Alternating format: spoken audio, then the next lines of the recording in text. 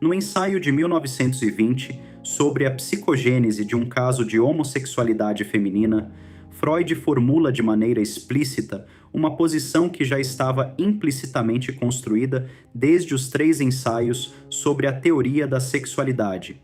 Não compete à psicanálise julgar, corrigir ou curar a escolha de objeto, mas investigar os mecanismos psíquicos que participam de sua determinação.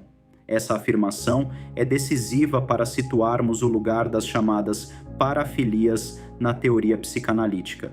Desde 1905, Freud rompe com a concepção psiquiátrica do século XIX, que tratava as variações da vida sexual como degenerescência.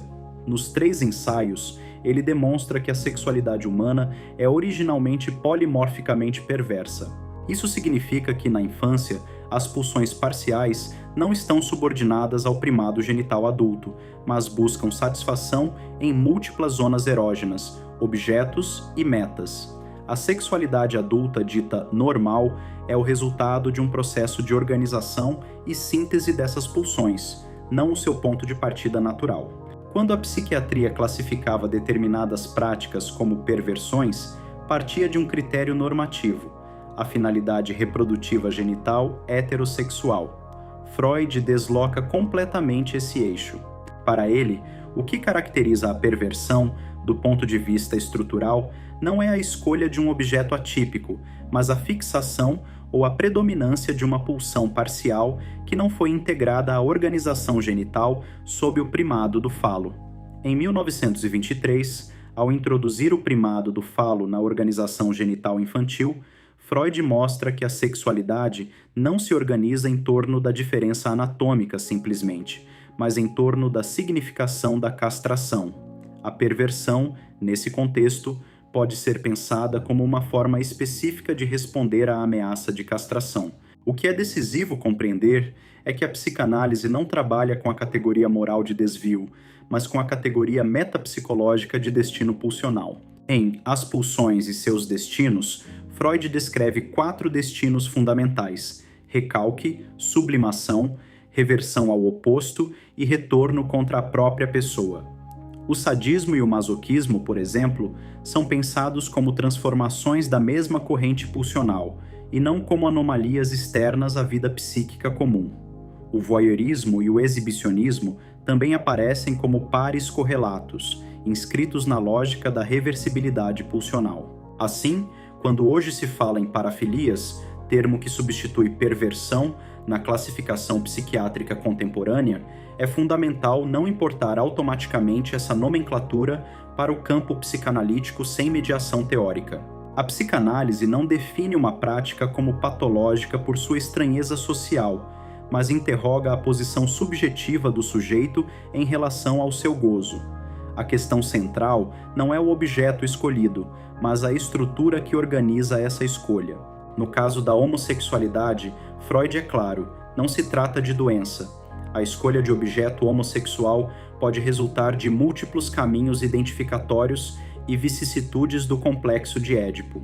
No ensaio de 1920, ao analisar o caso da jovem de 18 anos, ele não propõe reorientação sexual, mas investiga as identificações com o pai, a posição diante da mãe e a economia narcísica implicada na escolha de objeto. Essa posição está em perfeita continuidade com a tese freudiana de que todos os seres humanos são originalmente bissexuais em termos de disposição pulsional. No campo das práticas que envolvem violência, coerção ou prejuízo ao outro, a psicanálise também não se exime da dimensão ética. Há uma diferença entre compreender o mecanismo psíquico e legitimar o ato. Quando uma prática envolve violação do consentimento ou dano a terceiros, entramos no campo da lei. A psicanálise não substitui a lei jurídica, mas pode esclarecer a lógica subjetiva que sustenta determinadas condutas. Isso é diferente de normalizar ou justificar tais condutas. Metapsicologicamente, a perversão se caracteriza por uma modalidade específica de negação da castração.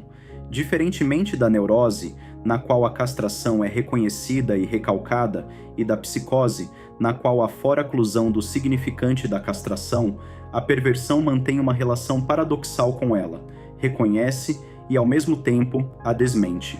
Essa formulação, aprofundada posteriormente por Lacan, tem seu fundamento nos textos freudianos sobre fetichismo e organização genital infantil. É por isso que reduzir o falo ao órgão anatômico é um equívoco. Desde 1923, Freud indica que o primado não é do genital em si, mas do falo enquanto significação. A sexualidade humana é estruturada pela diferença, pela falta e pela interdição.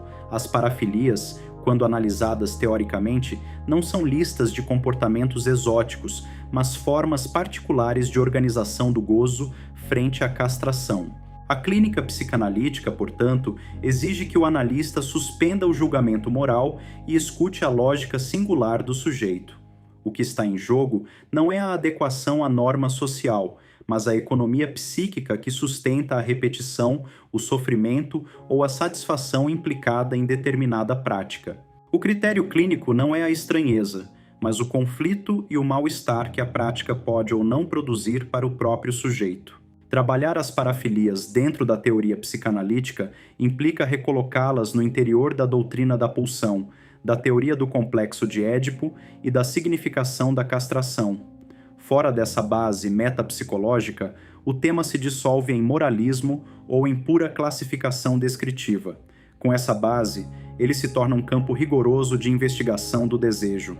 Esta aula é parte de um percurso que não se faz com pressa nem com respostas prontas. A psicanálise se constrói no tempo, no contato com o texto, com o pensamento e, sobretudo, com a escuta. O que foi apresentado aqui não se esgota neste encontro. Ele serve como ponto de apoio para que novas perguntas possam surgir e para que o pensamento continue se aprofundando. A psicanálise não se oferece como um manual, ela se sustenta como uma experiência.